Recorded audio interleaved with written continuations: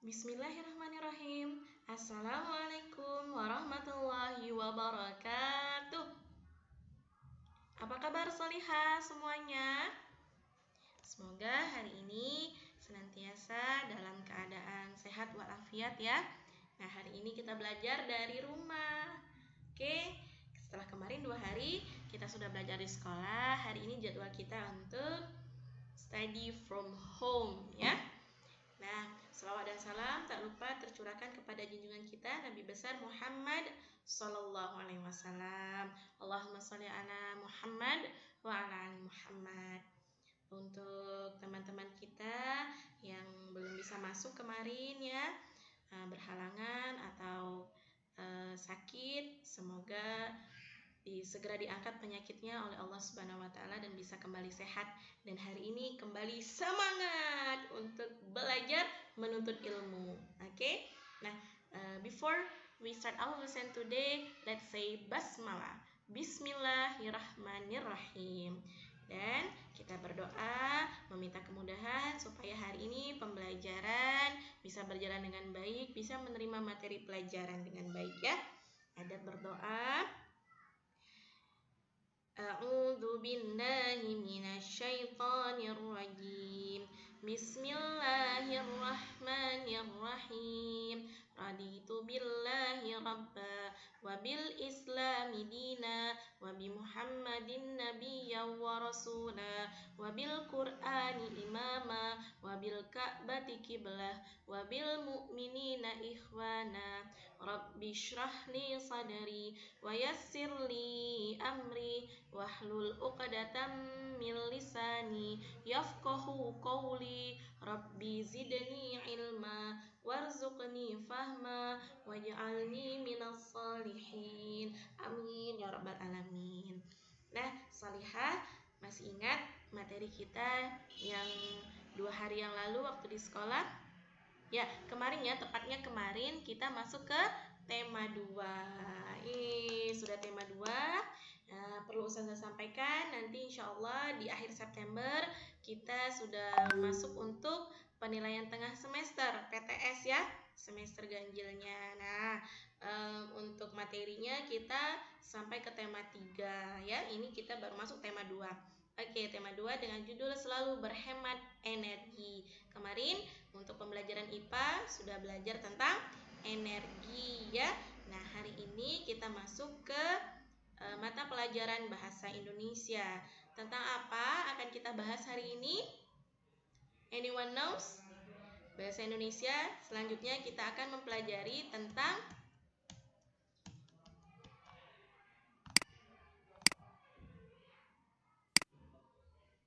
pola pikiran ya. Peta pikiran ya. Bentuk peta pikiran.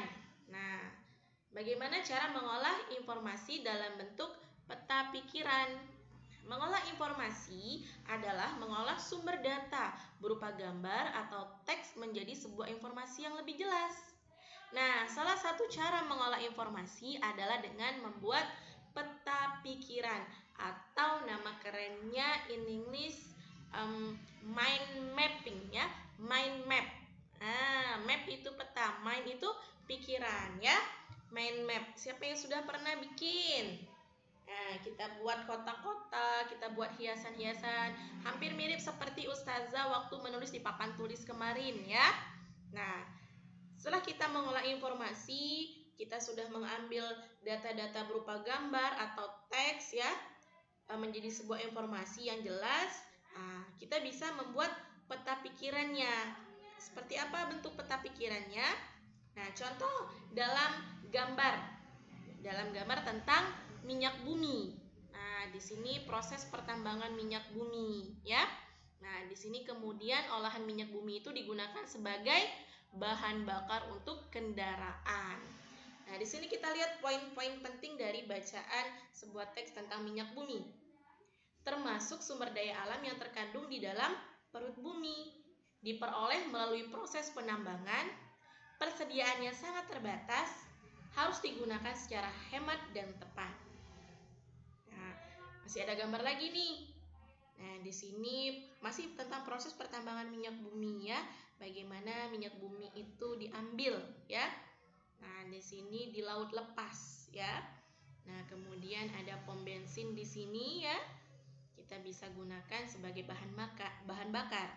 Sebelum minyak bumi dimanfaatkan sebagai bahan bakar, minyak bumi diolah menjadi bensin, solar, dan minyak tanah. Harus diolah terlebih dahulu minyak bumi dalam bentuk mentah. Nah, bagaimana bisa berubah menjadi bensin yang kita gunakan untuk bahan bakar kendaraan kita ya, menjadi solar, menjadi minyak tanah, itu melalui proses. Selanjutnya, sisa hasil pengolahan minyak bumi berupa parafin, plastik, dan aspal. Wah, sisa-sisanya bisa dijadikan plastik ya, bisa digunakan untuk aspal juga ya.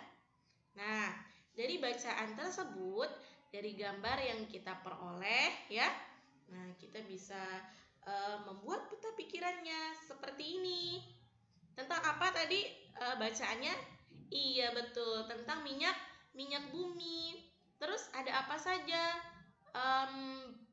Menceritakan tentang apa bacaan minyak bumi itu? Asal minyak bumi itu, kemudian cara memperoleh minyak bumi bagaimana, kemudian apa saja hasil olahan minyak bumi berupa bahan bakar, parafin, plastik, dan aspal. Nah, inilah yang dinamakan peta pikiran setelah kita membaca, menelaah gambar ya, membaca dan menelaah gambar. Kemudian ada identifikasi informasi dalam teks petunjuk. Bagaimana cara mengidentifikasi informasi? Yaitu dengan membaca intensif atau membaca memindai. Apa itu membaca intensif? Anyone knows? Ada yang tahu? Ya, membaca intensif adalah kegiatan membaca yang dilakukan dengan bersungguh-sungguh untuk mendapatkan suatu informasi. Jadi fokus ya. Satu teks itu, satu paragraf kita baca dengan teliti, dengan sungguh-sungguh. Ada informasi apa saja yang kita baca dalam teks tersebut. Nah, ada gambar nih. Kita bisa mendapatkan atau menceritakan informasi berdasarkan gambar yang kita amati. Bagaimana? Nah, informasi itu dapat diperoleh dari gambar, seperti gambar tentang minyak bumi tadi ya. Kemudian, informasi dapat diceritakan dengan menjelaskan bagian-bagian gambar secara detail dan terperinci. Kemudian, kita juga perlu menyampaikan gagasan pokok sesuai gambar. Masih ada yang ingat tentang gagasan pokok? Iya, gagasan utama ya. Utama yang terdapat dalam suatu teks bacaan. Nah, ini dari gambar yang ada di depan kalian ini. Nah, kita bisa mendapatkan informasi dari gambar. Tentang apa gambar ini? Ya, seorang ibu dekat dengan pembuangan sampah ya, yang sedang mengangkat ember. Mungkin embernya bisa berisi sisa-sisa dari sampah yang masih bisa dimakan mungkin ya. Ini di pemukiman kumuh sepertinya ya. Ya, di suatu negara ini. Ya, sepertinya kayaknya negara India atau negara di bagian Afrika. Nah, ya, intinya gambar ini menceritakan seorang ibu yang sedang berada di dekat dengan pembuangan sampah. Nah, itu kan sudah dapat kita informasi dari gambar tadi ya, dari gambar ini sudah kita dapatkan informasi. Nah, untuk pembelajaran bahasa Indonesia hari ini tentang peta pikiran. Iya, kemudian dari peta pikiran kita bisa menggali informasinya dalam gambar ya. Sebelum kita membuat peta pikiran, kita terlebih dahulu membaca teks dengan intensif ya. Setelah kita teliti, kemudian baru bisa kita buat dengan peta pikirannya. Bisa juga dengan mengamati gambar. Kita dapatkan berbagai informasi dari melihat dan mengamati gambar. Oke, paham ya? Nah, di sini ada 5 challenge yang perlu diisi ya. Mengolah informasi adalah, penjelasannya ada di slide sebelumnya ya. Cara mengidentifikasi informasi dalam teks petunjuk adalah, ada informasi dapat diperoleh dari, nah ini lengkap sudah Ustazah jelaskan di awal. Salah satu cara mengolah informasi adalah dengan, kemudian jelaskan informasi yang kamu peroleh dari gambar di bawah ini. Nah ini, kalian perlu menulis informasi yang kalian dapatkan dari gambar ini. Gambar tentang apa ini ya? Ya, membuang sampah sembarangan ya. Nah, boleh kalian tulis informasinya ya dalam bentuk satu paragraf ya. Satu paragraf berarti lebih dari 2 atau 3 kalimat ya. Perhatikan juga kaidah penulisan huruf besar atau huruf kapitalnya. Nah, selanjutnya ada soal keterampilan. Ya, di sini challenge keterampilan.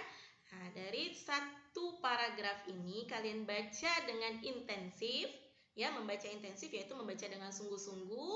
Nah, setelah itu kalian dapatkan informasi, kemudian buatkanlah peta pikirannya, ya. Peta pikiran seperti tadi ya. Ada terdiri dari kata-kata pentingnya, ya, informasi pentingnya, kemudian kalian buat peta pikirannya seperti contoh. Oke, bisa ya? Insya Allah bisa. Nanti bagi yang belum jelas boleh bertanya ke Ustazah atau wapri ke Ustazah langsung. Ya, cukup sekian untuk materi bahasa Indonesia. Selanjutnya kita akan masuk ke materi PKM. Ya, kita tutup terlebih dahulu dengan lafal hamdalah, alhamdulillahirabbil alamin.